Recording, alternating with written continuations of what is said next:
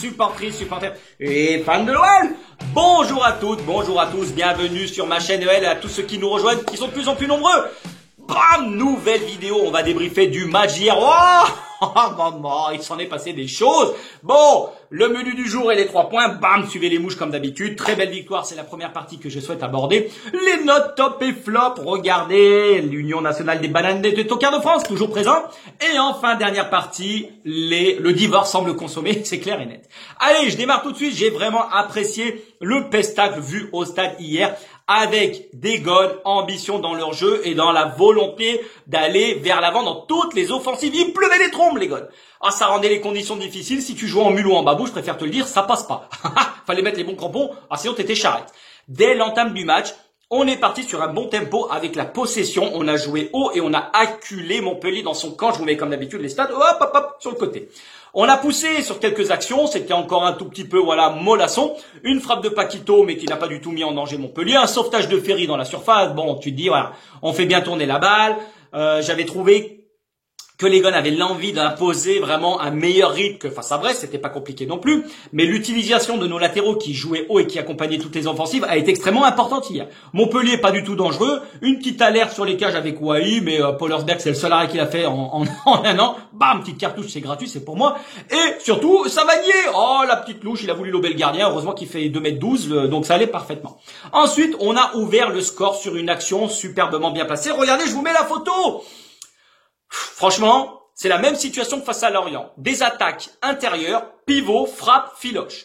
Dans une moindre mesure, donc c'est Dembous qui s'est intercalé entre les lignes. Lui qui d'habitude sert de point de fixation et d'ancrage pour que les offensifs puissent pénétrer plein axe et s'appuyer sur lui. Et ben là, c'est lui qui a servi de détonateur. Montpellier bien en place. Vous voyez, il y a 9 joueurs de champ qui quadrillent parfaitement le terrain, mais à la fois la passe appuyée de Doucem dans le bon tempo et le décalage de Dembous entre les lignes, ça a fait toute la différence. La qualité technique de notre numéro 9 sur cette action qui enclenche la mise en situation.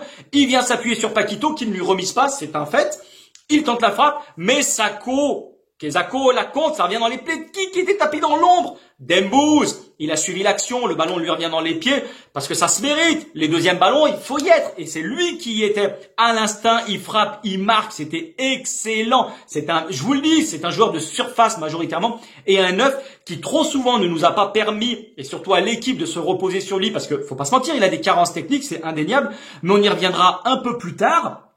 Il a été énormément important dans toutes les phases de construction placées, même pas dans la profondeur, sur des actions placées, je le répète. C'est rare, mais bon, faut le souligner. Deuxième but, la merguez Cocorico, je vous mets pas de photo parce que, si la merguez se met à mettre des coups francs de 25 mètres, moi j'arrête. Le défibrillateur, tu me mets deux décharges, moi je me barre, hein. C'est pas possible. Dommage que le Cocorico, le but ne sera pas accordé parce que c'est le gars qui la touche du dos. C'est con, hein, mais bon, c'est comme ça. À 2-0.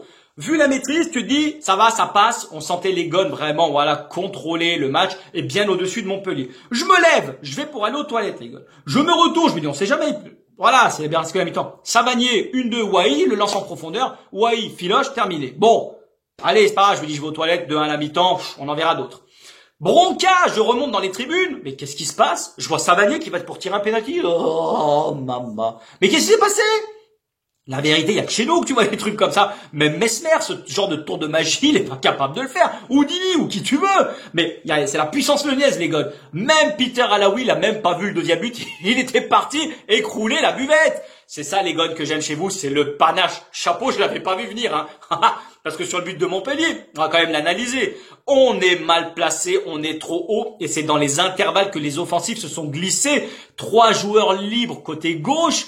En plus de ça, Ferry, il vient chercher en appui Savanier, une passe plein axe et la remise de Savanier talonnade. Il nous a désossé avec Wai, double 1-2, Lukeba qui sort en marquage qui est beaucoup trop tardif. Une action d'école, les gars, nos 2 centraux à la fraise. Ils étaient encore en train de ramasser les autres packs. On aurait dit, oh, franchement, il est beau le but de Montpellier dans sa conception et dans la réalisation parce que ça allait très vite. Franchement, chapeau à vous. Mais le deuxième but, une fois de plus, Dolce Gusto, il perd la balle sur le coup d'envoi. Attention, Dolce. Attention, mon gars. T'es toujours dans les beaux coups, toi, hein. Mais bon. Tu te dis, ça arrive à tout le monde. Un penalty encore pour une main. Bon, bref, ce genre de main, on va pas y revenir.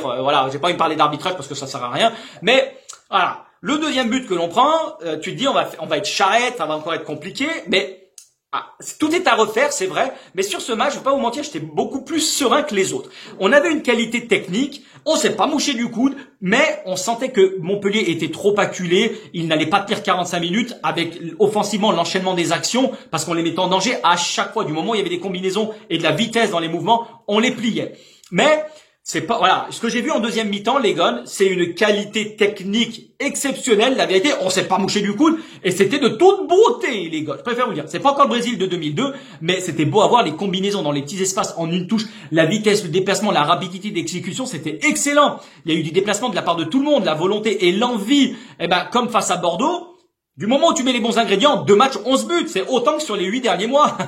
Le 4-3-3. C'est une bonne tactique. Ça permet des combinaisons en 2 triangles de 3 joueurs de chaque côté. Ton latéral, le relayeur qui couvre le côté et l'ailier justement qui est devant le latéral. Donc je trouve que c'est vraiment bien en place. Il y a toujours la sentinelle qui lui doit rester en place parce qu'il doit protéger la couverture et la perte de balle au cas où, et il doit faire l'essuie-glace si on perd la balle. Mais ce que l'on a vu, c'est que le repli défensif se faisait rapidement à la perte du ballon, mais tout le monde participait. Et justement la sentinelle, regardez sur la photo du 3e but, c'est un modèle du genre. Enrique, bam, il fait la passe. Qui est-ce qu'il retrouve? C'est Dembouz. Dembouz, il est là, il tapit toujours. Il a décroché sur son contrôle orienté. Il a éliminé à lui tout seul 3 joueurs, ce qui permet de faire le décalage, de prendre de la vitesse. Il s'appuie sur la merguez. Oh, regardez l'extérieur du pied qui te met. On aurait dit Modric face au Real. Oh, Modric et la merguez dans la même phrase. Je pensais jamais le faire de toute ma vie. Bon. Mais il régale. Indevi Oussem qui s'est projeté vers l'avant, frappe du gauche puissante, cadrée, c'est bien Gone. Enfin, t'étais en mouvement. Ça fait plaisir. Le but est beau. L'autre but également que l'on met, passe laser de Boateng sur le 4e, ça casse une ligne et ça élimine tout le premier rideau de Montpellier. Remise de Toko sur Dembouz qui lui-même s'appuie sur Paquito. Mais là, je vous le dis, mais la vitesse à laquelle c'est allé, ils étaient complètement perdus, Montpellier. Bam, Paquito, balle en profondeur, dans le dos de la défense, la finition parfaite du Magic Toko. Ça fait plaisir à voir parce que les phases de jeu, c'était du très haut niveau et qu'on arrête de geindre, qu'on me dise pas, c'était Montpellier, non. À un moment donné, peu importe que tu gagnes 4-5-0 l'adversaire, si tu mets les buts, c'est qu'à un moment, ça a été excellent. Donc vraiment, bravo les Gones.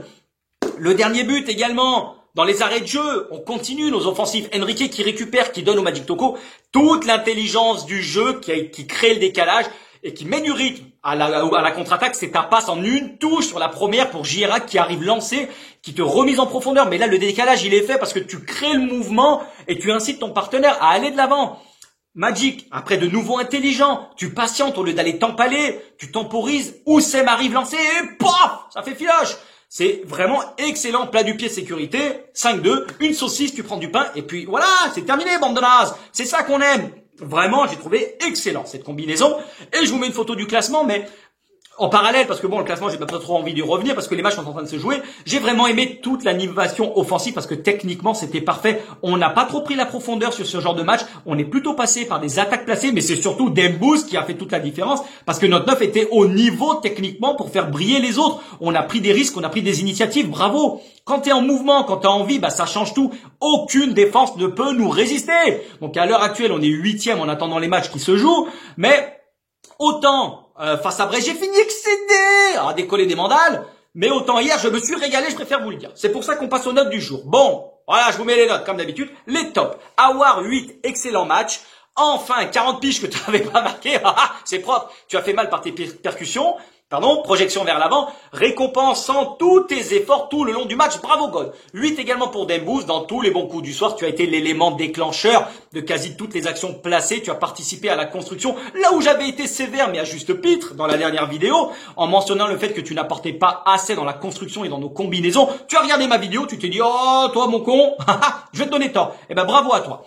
Ça a été toujours brouillon par moment, mais voilà, t'en es à 18 buts, je crois, en Ligue 1 sur 175 frappes. Petite cartouche, c'est cadeau aussi, mais bravo à toi. Évidemment, ça me fait sourire, mais vraiment chapeau. Paquito, Magic, 7 chacun, combatif. Vous êtes bien battus, vous avez été des déclencheurs également et des détonateurs sur toutes nos attaques, des passes clés, des déplacements intelligents, et vraiment, vous avez joué juste. C'était bravo, excellentissime. Les flops, je mets une petite biscotte, allez, je me fais plaisir. Bam, le jaune. Le jaune pour la charnière, 5 chacun, c'est un peu sévère, mais Costello et Boateng, dès qu'il y a eu du mouvement de touche, là j'ai pas aimé parce que vous êtes pris à défaut comme des enfants, c'était vraiment compliqué, d'accord? TT 5,5, le plus discret de tous les offensifs, même face à Bordeaux, voilà, c'était pareil. Tu prends pas les bonnes décisions, même si tu joues juste, on voit que tu as du ballon, c'est pas assez présent offensivement, donc attention, hein, Tété, faut se reprendre. Pollersbeck, je t'ai mis 5, parce que chaque frappe, c'est un but depuis que tu joues.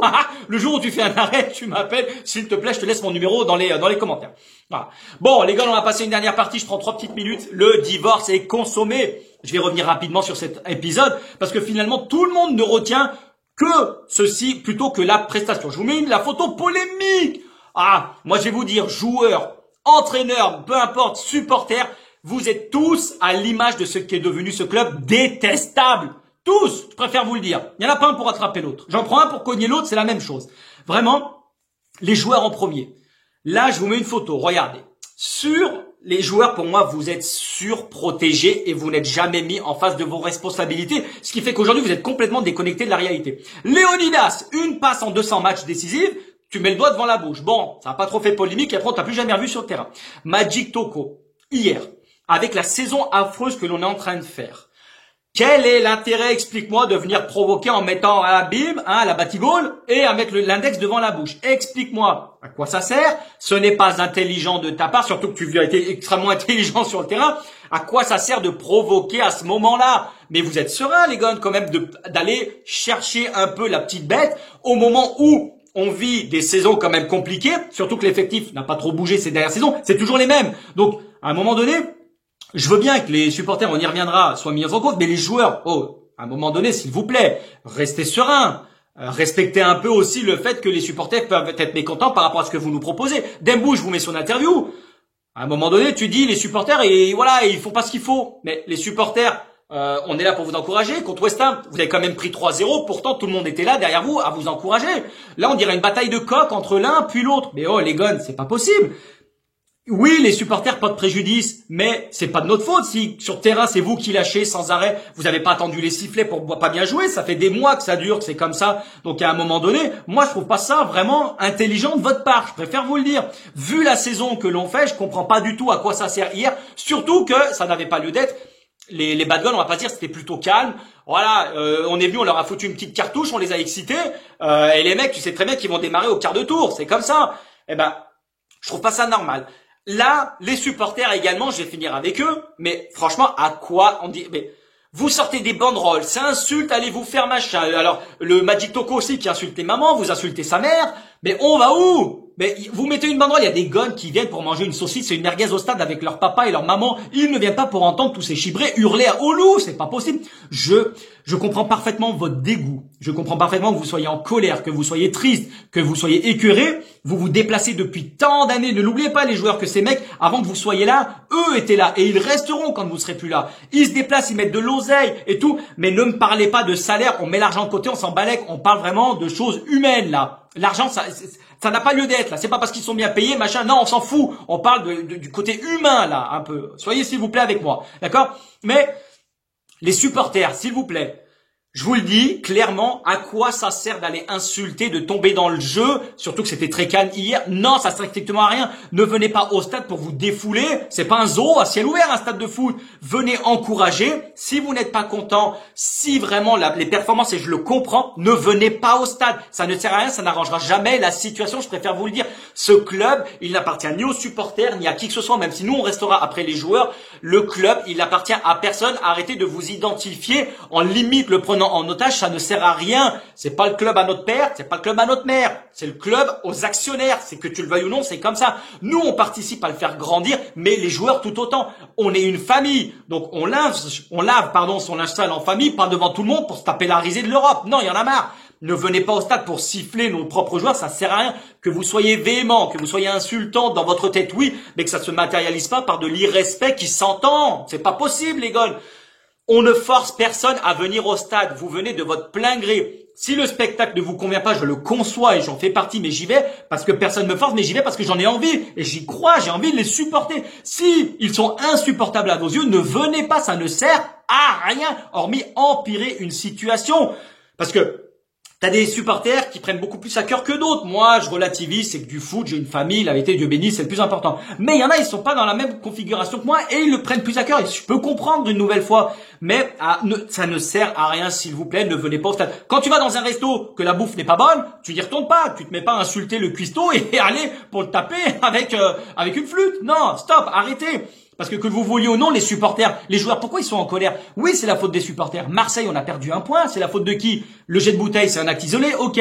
Paris FC, on se fait éliminer de la Coupe de France. Les joueurs, ils ont même pas pu jouer leur match. C'est la faute de qui? C'est la faute des supporters. Et je me mets dedans, même si j'y étais pas. Oui, c'est peut-être une minorité, mais ce qui se passe cette saison, il y a aussi des choses de la faute des supporters. Vous salissez tous notre club, joueurs comme supporters, en vous comportant ainsi. Et je ne l'accepte pas. Déjà, cette année, ça a été la merde avec le Covid. On a loupé Paris, on a loupé Marseille, on a loupé Saint-Étienne. À un moment donné, il y avait des jauges, on tirait au sort. Non, je n'en veux plus. Je veux aller au stade pour m'amuser. Et je le comprends, une dernière fois, je finis sur ça, vous n'êtes pas content, je le conçois. Ne venez pas au stade pour insulter, ça ne sert à rien. Ça n'arrangera aucune situation, ça ne fera que l'empirer et créer un fossé de plus en plus énorme. Voilà les gars, c'est tout pour aujourd'hui. L'Olympique Lyonnais et restera quand même une formidable raison d'être heureux. Passez une belle fin de journée, un bon dimanche. On se retrouve la prochaine fois. Allez, tchuss les gars.